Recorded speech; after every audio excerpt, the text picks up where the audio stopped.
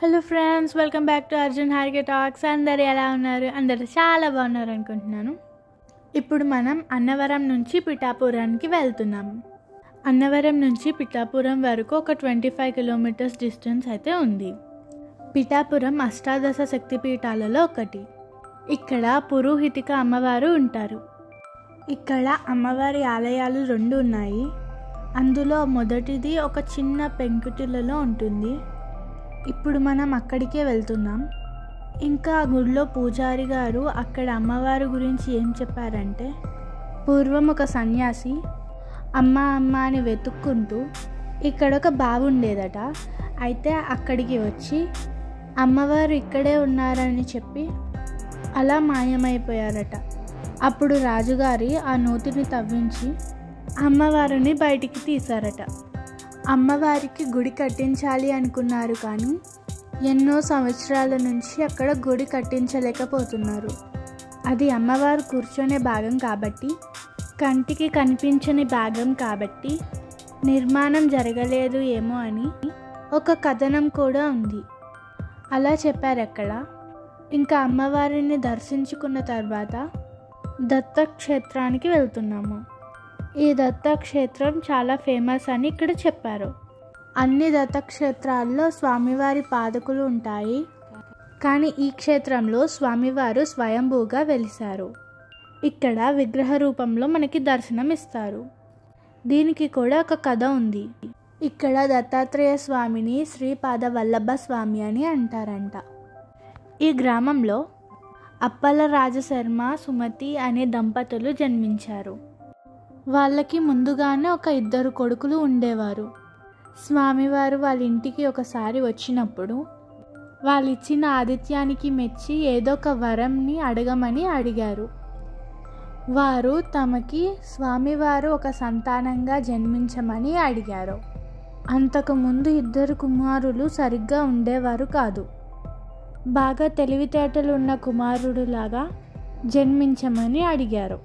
ఇంకా ఆమె కోరికను నెరవేర్చడానికి స్వామివారు ఇక్కడ వెలిశారు.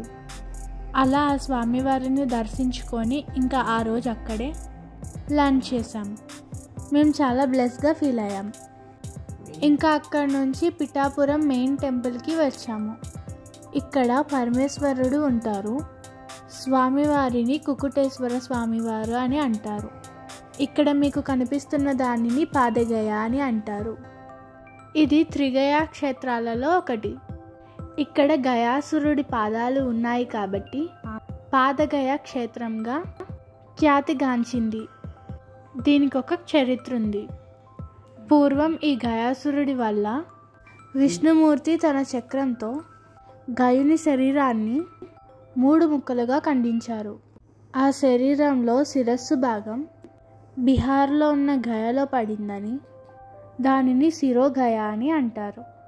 నడుము భాగం ఒరిస్సాలో ఉన్న జాజ్పూర్లో పడిందని దానికి నాభిగయ అని పేరు పెట్టారు. ఇంకా ఆంధ్రప్రదేశ్లో పిఠాపురంలో పాదాలు పడినాయి కాబట్టి పాదగయ అని పేరు వచ్చింది. ఇక్కడ పెద్దవాళ్ళకి శ్రాద్ధకర్మలు నిర్వహిస్తే చాలా మంచిది అని చెప్తారు.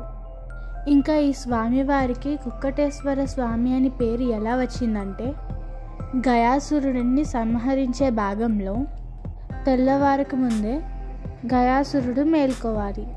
అలా జరగడం కోసం శివుడు కోడి రూపాన్ని ధరించి కూస్తాడు. తెల్లవారిందని అనుకొని మేల్కున్న గయాసురుడిని సంహరిస్తాడు. ఆ రాక్షసుడి కోరిక మీదకే స్వామివారు ఇక్కడ లింగ రూపంలో వెలిశారు. అందుకే ఈ స్వామిని కుక్కటేశ్వర స్వామిగా ఆరాధిస్తారు. ఇక్కడ స్వామివారి శివలింగం తెల్లగా ఉంటుంది.